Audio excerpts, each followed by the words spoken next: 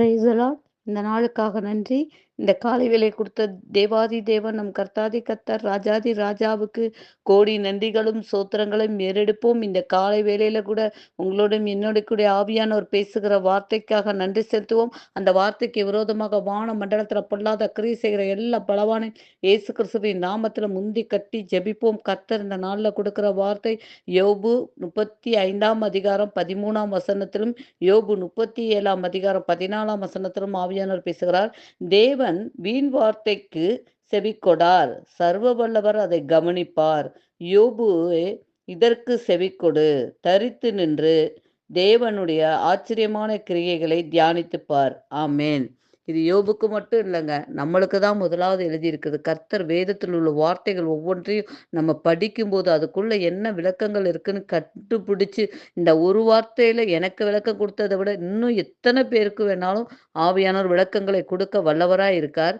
இதுல எனக்கு கற்றுக் கொடுத்தது, தேவன் வீண் வார்த்தைக்கு செவி கொடுக்க மாட்டார்.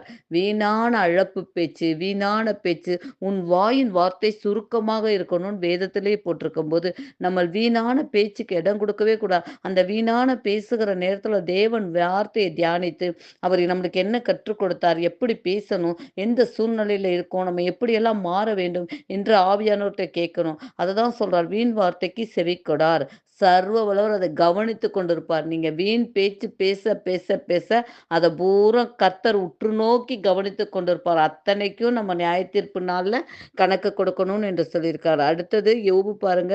யோபுவை சொல்றாரு, இதற்கு நீ செவி கொடு, வீண் வார்த்தைக்கு இடம் கொடுக்காததுக்கு செவி கொடு. இன்னைக்கு அருமையான சகோதரரே, சகோதரிகளை, வருஷத்தின் கடைசிக்குள்ள வந்து கொண்டு இருக்கிறோம். கர்த்தரோட வார்த்தைக்கு செவி கொடுங்க. வீண் வார்த்தைக்கு விலக்கி தேவன்கிட்ட கேளுங்க. அப்பா, நாங்கள் வீண் வார்த்தையிலிருந்து விலக்கி நிக்க எங்களுக்கு கிருபை செய்யுங்கப்பான்னு கேளுங்க.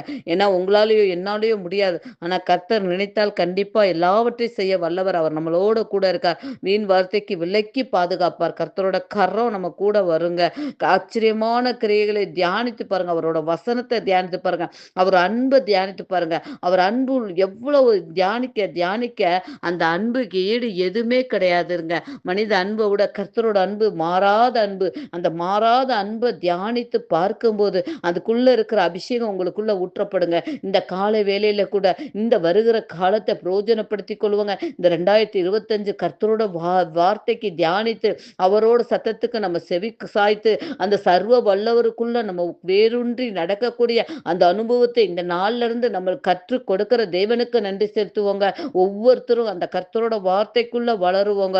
இந்த வார்த்தைக்கு நம்ம செவி சாய்த்து நம்மளோட கண்களுக்கு தெளிவாக்கி தேவனோட வேதத்தை படிக்கக்கூடிய ஞானத்தையும் கிருபையும் கர்த்தர் இந்த காலவேளையில உங்களுக்கு அந்த அபிஷேகத்தை ஒவ்வொருத்தருக்கும் ஊற்றுவாருக்காக நன்றி சொல்லி சோத்தரிக்கிறோம் தகப்பனே. இந்த காலவேளையில கூட டாடி, இந்த வார்த்தையில உள்ள வல்லமை எங்களை கற்றுக் கொடுத்ததுக்காக எல்லாவற்றையும் உங்களோட கரத்துல தாழ்த்தி ஒப்பு கொடுக்குறோம். துதிகன மகிமை எல்லாம் உங்கள் ஒருவருக்கே செத்துறோம். நாங்கள் சிறுக, நீங்க பெருகணும். இயேசு கிறிஸ்துவின் நாமத்தினால ஜெபங்களை ஏறெடுக்கிற எங்கள் நல்ல பிதாவே. ஆமென், ஆமென், ஆமென்.